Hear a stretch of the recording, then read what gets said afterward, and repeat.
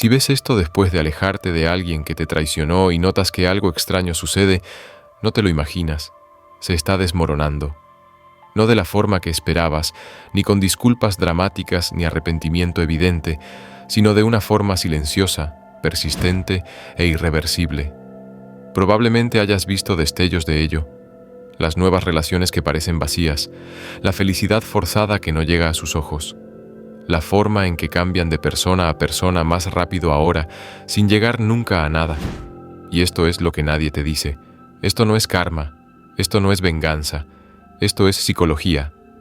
Carl Jung descubrió que cuando un narcisista pierde a un superempático, no solo pierde una relación, pierde la estructura psicológica que mantiene unida su identidad, y sin esa estructura, algo en su interior empieza a derrumbarse, no porque lo hayas maldecido, porque eras el espejo que reflejaba su falso yo, y cuando ese espejo se aleja, se ve obligado a ver lo que realmente hay.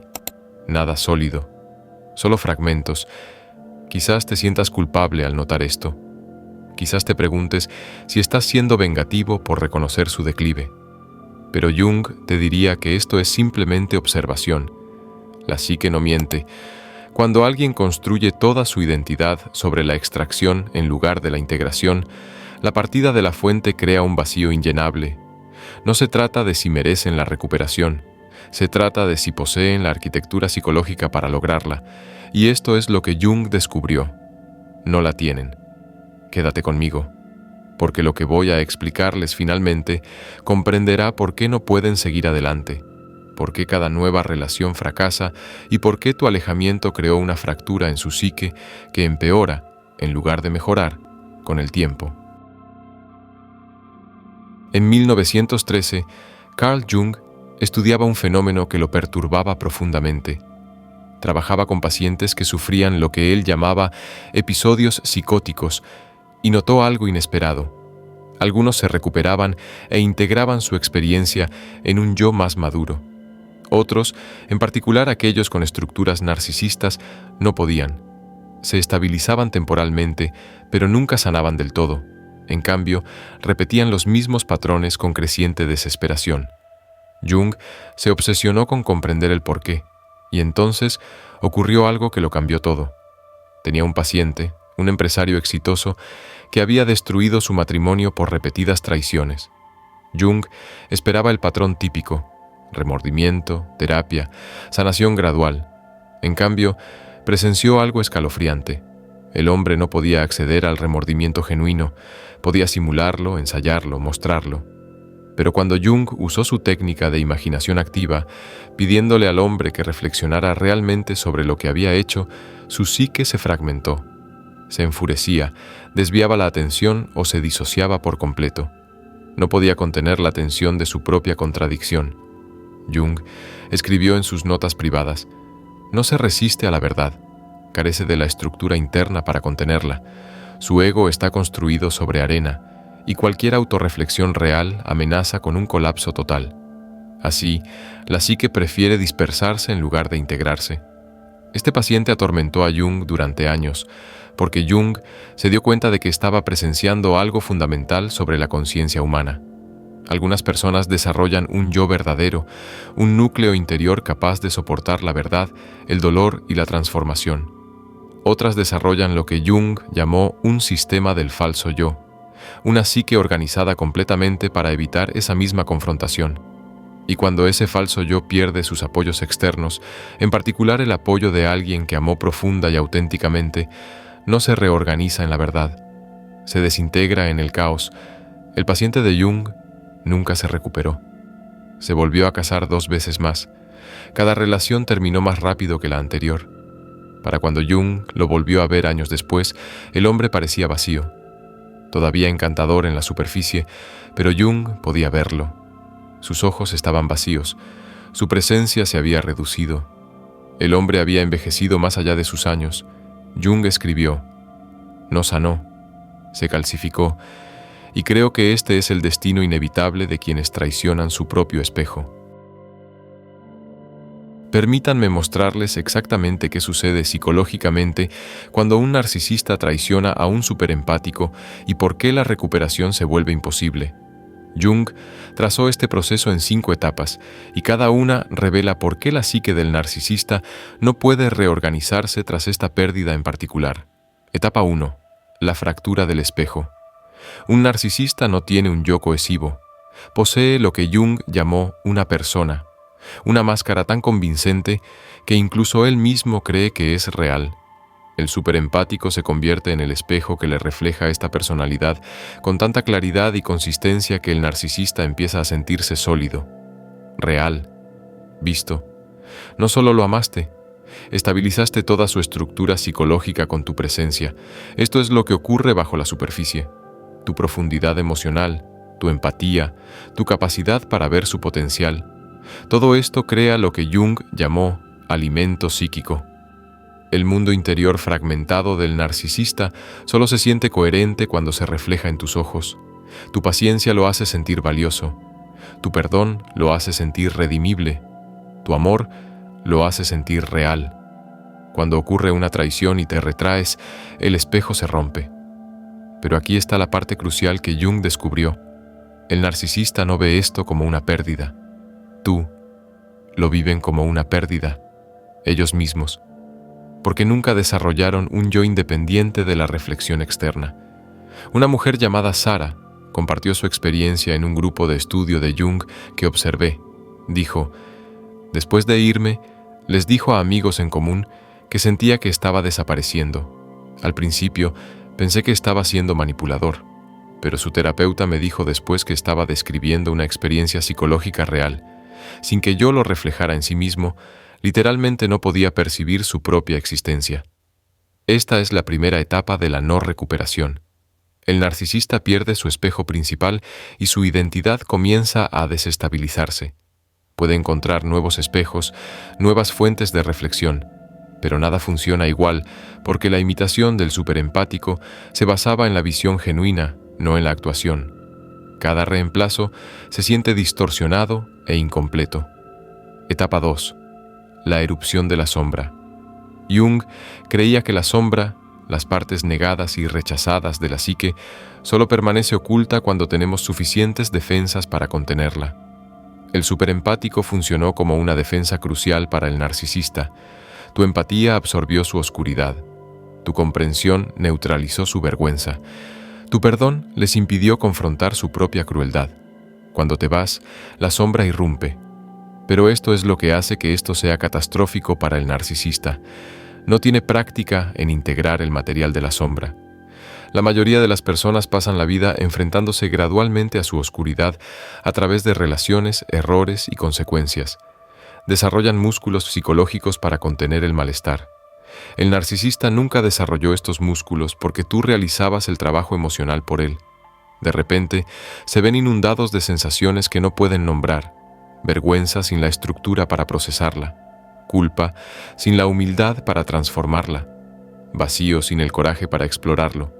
Jung describió esto como inundación, cuando el ego se ve abrumado por contenidos inconscientes que no puede integrar. Hablé con un analista junguiano llamado Dr. Michael Chen, especializado en estructuras narcisistas. Me dijo: cuando un narcisista pierde a un superempático, lo veo en mi consultorio con lo que parece depresión, pero no es depresión, es fragmentación del ego. Describen sentirse fuera de sí mismos, pero la verdad es que nunca lo fueron. Eran una representación reflejada a través de la presencia de otra persona. Ahora el escenario está vacío y no saben cómo existir sin público. El narcisista no puede integrar este material de sombra porque la integración requiere vulnerabilidad, honestidad y autorreflexión. Estas son precisamente las capacidades que ha pasado toda la vida evitando. Así que la sombra no se hace consciente, se proyecta, te culpan, te vilipendian, reescriben la historia, no porque sean malvados, sino porque su psique carece de la arquitectura para hacer cualquier otra cosa. Etapa 3. El vacío de suministro. Jung comprendió algo que la psicología moderna a menudo pasa por alto. Los seres humanos necesitan el intercambio de energía emocional para regular su sistema nervioso y mantener la estabilidad psicológica. Las personas sanas generan esta energía internamente y la intercambian mutuamente. Los narcisistas la extraen parasitariamente de fuentes externas. El superempático era su principal fuente de energía. Tu disponibilidad emocional, tu escucha atenta, tu capacidad para dar cabida a su complejidad. Esto no era solo un detalle agradable, era su sistema de soporte vital psicológico. Regulabas su ansiedad, calmabas su rabia, llenabas su vacío, y lo hacías con tanta naturalidad, con tanta generosidad, que nunca aprendieron a hacerlo por sí mismos. Cuando te retraes, el narcisista experimenta lo que Jung llamó agotamiento de la libido. Carece de generador interno. Ha estado funcionando con tu energía durante tanto tiempo que su propio sistema se ha atrofiado. Aquí es donde la cosa empeora. Intentan reemplazarte. Rápidamente, desesperadamente, nueva atención, nuevas relaciones, nuevas fuentes. Pero hay un problema que Jung identificó. No toda la energía es equivalente. El superempático proporcionaba energía emocional de alta calidad, consistente y auténtica. Era rica en nutrientes. Todo lo demás parecía calorías vacías.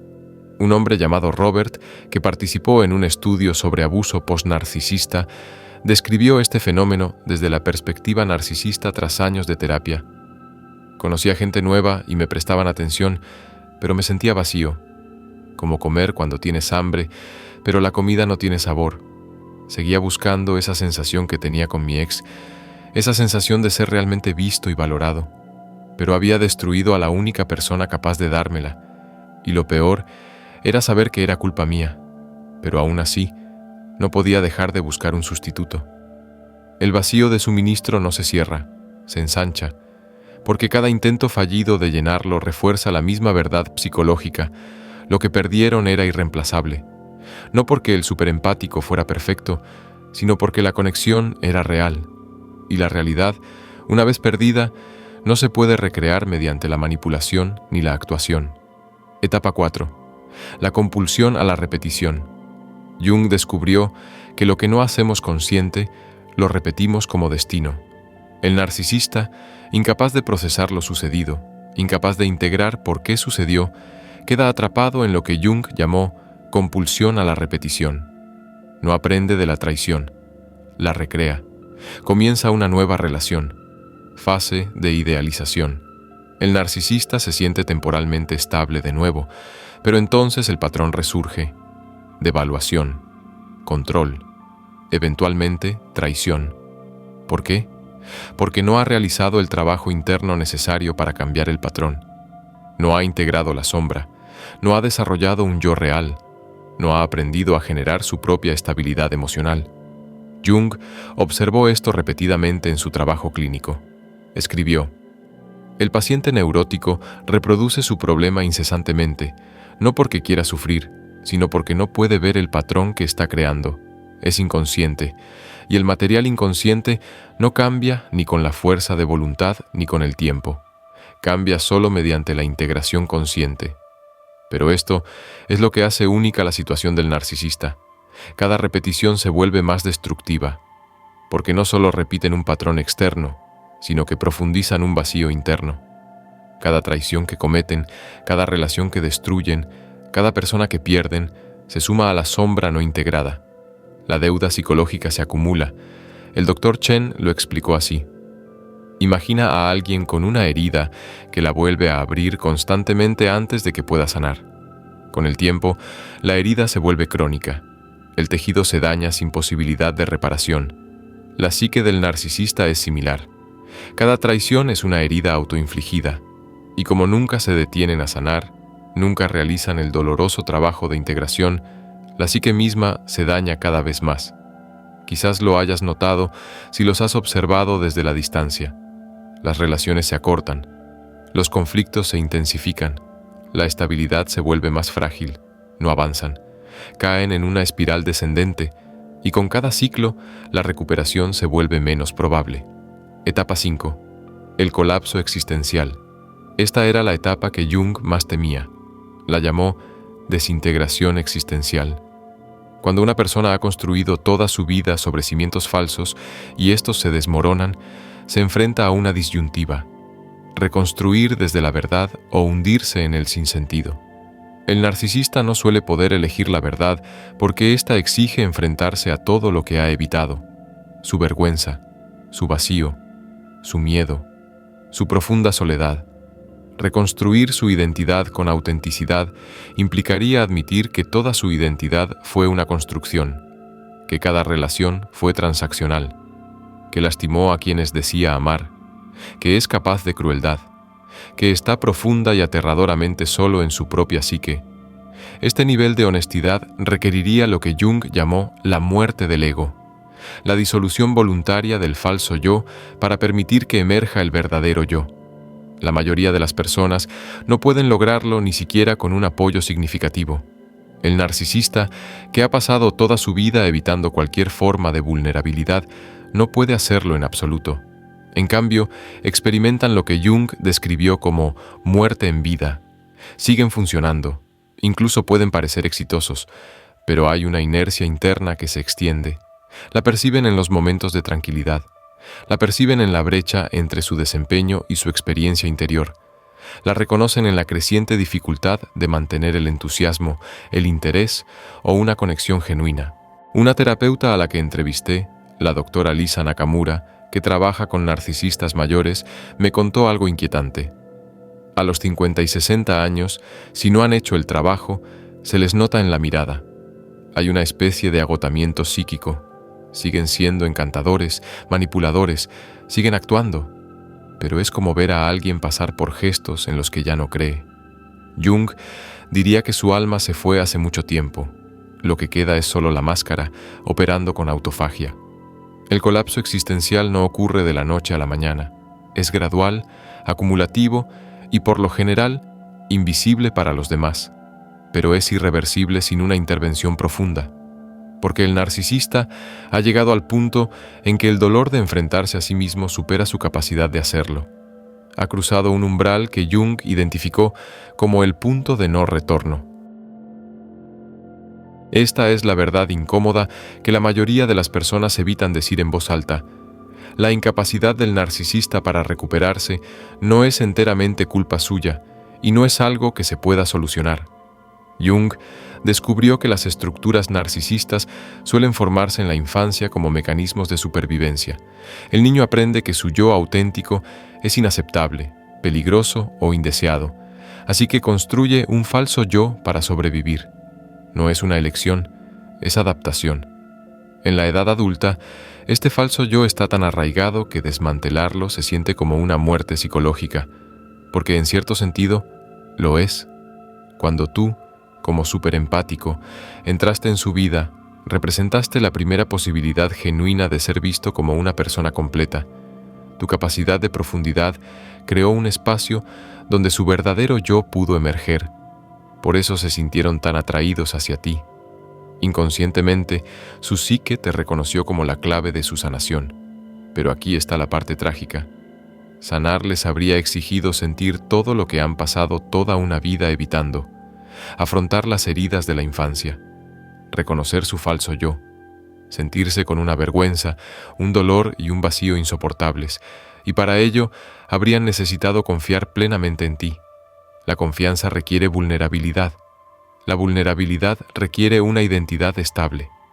No tenían ninguna de las dos, así que, cuando la intimidad se profundizaba, cuando se acercaban demasiado a ver la verdad bajo la máscara, su psique entraba en pánico. La traición no era una opción, era un mecanismo de defensa inconsciente. Alejaban a la misma persona que podría ayudarlos antes de que descubriera que estaban vacíos por dentro. Jung llamó a esto la tragedia del yo no realizado. El narcisista destruye la misma relación que podría haberlo salvado, y lo hace compulsivamente, inconscientemente, inevitablemente. Esto no excusa el daño que te causaron. No significa que debas reconciliarte ni perdonar. Simplemente significa que no estás tratando con alguien que eligió el mal. Estás tratando con alguien cuya psique está estructurada de tal manera que una conexión genuina puede resultar mortal. No se niega a recuperarse. Es psicológicamente incapaz de hacerlo sin una intervención que jamás buscará. ¿Qué significa esto para ti? Porque comprender el colapso del narcisista no se trata solo de él. Se trata de tu propio proceso de integración. Jung creía que toda relación es un espejo. El narcisista reflejaba algo en tu sombra que necesitaba sanación. Quizás una tendencia a dar demasiado. Quizás un patrón de empequeñecerse. Quizás la creencia de que amar significa tolerar la traición. La incapacidad del narcisista para recuperarse te enseña algo esencial. No puedes sanar a alguien que se niega a enfrentarse a sí mismo. Tu recuperación es diferente a la de ellos porque tu estructura psicológica es distinta. Tienes un yo real bajo las heridas. Eres capaz de integración, autorreflexión y crecimiento. El dolor que sientes no es fragmentación del ego, es dolor de crecimiento, la incomodidad de que los viejos patrones mueran para que surjan nuevos. Así es como se ve la integración en la práctica. Dejas de preguntarte si podrías haberlos amado más. Reconoces que su colapso era inevitable, independientemente de tus acciones. Retiras tu energía por completo, no de la ira, sino de la comprensión. Empiezas a ver la relación como una enseñanza en lugar de una tragedia. Notarás cambios sutiles. Los límites se sienten naturales en lugar de culpables. Te afecta menos la noticia de sus nuevas relaciones porque entiendes que esas relaciones son parte de su compulsión por la repetición, no evidencia de tu incompetencia. Empiezas a atraer a personas diferentes porque tu firma energética ha cambiado. Ya no transmites «puedo arreglar las cosas rotas». Transmites «valoro la plenitud». Jung dijo que la individuación significa convertirse en quien realmente eres, más allá de todos los condicionamientos y adaptaciones. El tiempo que pasaste con el narcisista despojó tus ilusiones sobre el amor, sobre la lealtad, sobre tu propia capacidad de perseverancia. Ahora te queda algo más real, más sólido, más tú. Una mujer con la que hablé 3 años después de dejar a su pareja narcisista me dijo: solía obsesionarme con si él sufría. Un día me di cuenta de que sufrirá de todas formas. Ese es su camino. Mi camino es diferente. Yo elegí la conciencia. Él eligió la evasión. Esos caminos divergen para siempre, y eso está bien. Esto es integración, no amargura, no superioridad, solo un reconocimiento claro de la realidad psicológica. Puedes sentir compasión por su estado de estancamiento y al mismo tiempo reconocer tu necesidad de avanzar sin ellos. No son contradicciones, ambas son ciertas. Si esta explicación te dio la claridad que buscabas, escribe una palabra en los comentarios. Algo como libre, claro, visto, o lo que te parezca cierto ahora mismo. No hace falta explicarlo. Simplemente marca este momento en el que la confusión se disipó y llegaste a la comprensión. La incapacidad del narcisista para recuperarse no es una carga que debas llevar. No es tu fracaso. No es evidencia de que no hayas amado lo suficiente. Es simple psicología. Construyeron un castillo de naipes. Tú eras el cimiento que lo sostenía. Cuando te fuiste, el derrumbe fue inevitable. No porque seas cruel, sino porque lo que construyeron nunca fue estructuralmente sólido. Suscríbete si quieres seguir explorando las perspectivas de Jung sobre la recuperación, el trabajo con la sombra y el camino hacia tu yo auténtico, porque tu historia no termina con su colapso. Tu historia apenas comienza, la verdadera, aquella en la que finalmente vives desde tu yo esencial en lugar de actuar para alguien que, de todos modos, no podía verte. Jung dedicó su vida al estudio de la transformación. Descubrió que quienes sanan profundamente son quienes dejan de preguntarse ¿por qué me pasó esto? Y empiezan a preguntarse ¿qué me está enseñando esto? Te estás haciendo esa pregunta ahora. Así es como sé que estarás bien, no de inmediato, no sin dolor, pero con el tiempo, inevitablemente, por completo. El narcisista te enseñó lo que no debes aceptar. Ahora la vida te enseñará qué crear en su lugar. Y ese, en última instancia, es el regalo oculto en la traición. Ahora eres libre, libre para construir algo real, libre para amar a alguien capaz de reciprocidad, libre para convertirte en quien siempre debiste ser antes de perderte en el colapso psicológico de otra persona. Bienvenido de nuevo a ti mismo.